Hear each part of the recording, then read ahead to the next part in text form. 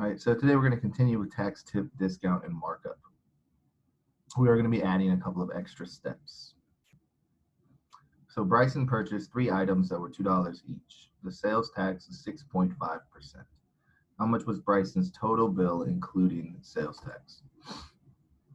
So as we've been doing, we know that we're going to start off with writing out our proportion, right? It's going to be 2 fractions. So here's like our framework for it. Well, it looks like we're looking for sales tax. So I'm going to have tax in my numerator on my first fraction, and that's always over my total, and that will always equal percent over 100. So here's where we would just jump in and start filling in the pieces that we know, which are usually our total and our percent. But in this case, I really want to look at this problem. I really want you guys to read. So Bryson purchased 3 items that were $2 each. All right, each. Now we know from previous lessons, each, per, things like that, words like that, usually mean that we're going to need to multiply. So if Bryson bought 3 items, we have 3 items, and they were $2 each, we're going to have to do a little bit of multiplication off to the side. And we know that 3 items times $2 each is going to be $6. All right, so the total that Bryson spent is going to be $6. So usually our X, our variable, is going to be our tax, tip, discount, or markup. Our total is going to be $6. It gives us our percent, it gives us our percent of sales tax at 6.5%, and that's always over 100. From here, it's just what we've been doing. You're going to cross multiply the numbers that you can, and then you're going to divide by X's partner. And when you do that, you're going to see that X equals 39 cents. All right, now we have to do our last step, and that is just look at what the question's asking. So how much was Bryson's total bill, including sales tax? Well, from previous days, we know that we're going to want to add our tax and our total. We're going to want to add our tax and total. And when we do that, we will add our 0.39 to our total, which was $6. And you'll see that our total price, including sales tax, is $6.39. All right, so Ronaldo bought a pair of shoes. Ronaldo bought a pair of shoes that were on sale for 40% off the original price of $89.95, which is the closest to the sale price of the pair of shoes. So this looks like it's just going to be straightforward. So this was on sale, so that's going to be a discount. Remember, sale is the same as a discount. And that's going to be over our total, which is always going to be equal to percent over 100. All right, so we just need to fill in what we know. What we're looking for our discount initially. So we'll have our discount as our variable.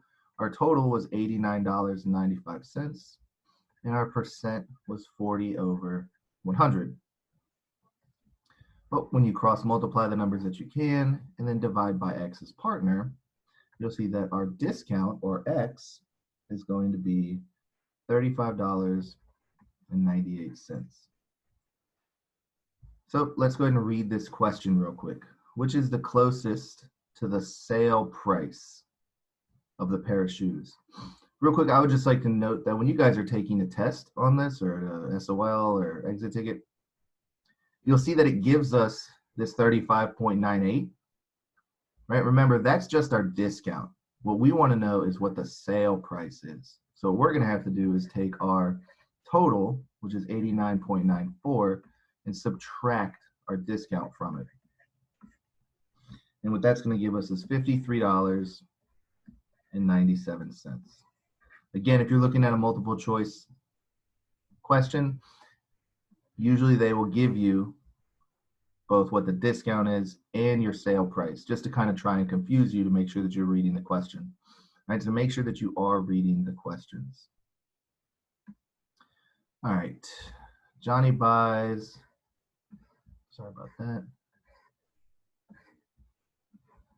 Johnny buys PC Minecraft for $27. In Virginia, there's a 7% sales tax. What is the total cost of the game, including tax? Round to the nearest 100. All All right, so this looks like it's just going to be a straight up tax question. So we'll start with tax over title, which will always equal percent over 100, and we fill in what we know. I don't know my tax, so that's, like I said, 97%, 99% of the time is going to be our variable or what we're looking for, and that will be over 27. But we need to figure out what our percent was. Well, our sales tax percent is 7%, which is always over 100.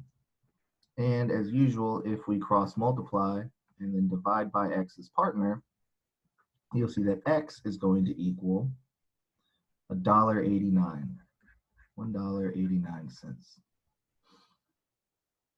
All right, well, let's look at what the question is actually asking us. It says, what is the total cost? Well, we know that if we have total cost, that's going to be our tax plus our total to give us our initial total to give us our total cost, right? So let's just do that. $1.89 plus $27. And you'll see that our total is just going to be $28.89. And that is our total cost, including tax. All right, Uni and her 7 friends. Now, this is probably one of the more tricky ones that we're going to be doing, because there's just a couple of different things that you need to really look for. All right, so let's just start off working with what we know, and then as the new stuff comes in, we'll point it all out. Uni and her 7 friends go to lunch. She plans to split the bill evenly and leave a 20% tip. The bill is $50.45 before the tip, which is the closest to the amount each person will pay for the meal, including the tip. A lot of reading here, a lot of important things here. So first of all, we know we're looking for tip, and that's going to be over our total. And that is always equal to percent over 100. Like I call this kind of like our framework, right? Like a little roadmap. So we're usually looking for tip, and in this case we are. Our total was $50.45, and our percent was 20 over 100. Remember, our total is, 50.45, and our percent is 20. Well, from here, we're going to cross multiply and divide by X's partner. And when we do that, X is going to equal, looks like $10.09. All right, a lot of stuff to read here. So let's just start off with what we're looking for, which is the closest to the amount each person, okay, so that's 1, will pay for the meal, including the tip. All right, well, let's figure out what the total cost of the meal was, including tip first. So we know we're going to have to add our tip in total. So that's going to be $10.09 for the tip plus our total, which was $50.45. And that's going to go ahead and equal $60.54. So this is our total with tip. All right, now let's look at where it says each person. Whoops. Each person. Well, how many people are there? Well, we have Uni and her 7 friends. So that would be like if you and 7 of your friends went out, there would be 8 of you, right? It would be a total of 8 people. So we need to divide this total by 8. So we will have our total with tip divided by our 8 people. And that's going to give us, each person is going to pay $7.57. All right, so with this question, you had to really look at if we were including the tip or just looking for the tip. And then we had to figure out what we noticed each person was going to chip in on this bill equally. So we had to figure out how many people we were going to split the bill between. All right, so the manager at an IKEA. So a manager at IKEA is trying to figure out how much to charge for a table that just arrived. If the table was bought at a wholesale price for $226 and IKEA's store manager marks up the furniture by 65%, what price should the manager sell the table? All right, so pretty obvious, we're looking for a markup, and this is going to be over our total. and that's always equal to percent over 100. Well, we know that our markup's what we're looking for. Our total, they gave it to us, was 226. That's what IKEA paid for it at wholesale. And our percent is going to be 65%. That's our percent markup. That's how much more they're going to sell this table for. All right, so we cross multiply what we can and divide by X's partner, and we'll see that X is going to equal $146.90. So look at the question. What price should the manager sell the table? What price should the manager sell? We got to think about how like a business works, right? So with a markup, the manager was able to get this table for $226, but IKEA needs to make money. So they mark it up by 65%, which is going to be what our 146.9 is, $146.90. So we're going to add $146.90 to our initial price. All right, and that means that IKEA is going to sell this table for $372.90. All right, so that's the markup. So this is essentially how much money they're going to make. All right, so you have to add that to what they paid to figure out what you're going to pay when you buy the table. And last but not least, this one looks like it's going to be pretty straightforward. You and your family went to Wendy's for dinner, and the total was $21.56. Since you are part of the Wendy's club, you get 25% discount. How much would you save using your club membership? So we know we're going to look for a discount, and we know that's going to be over our total, which always equals percent over 100.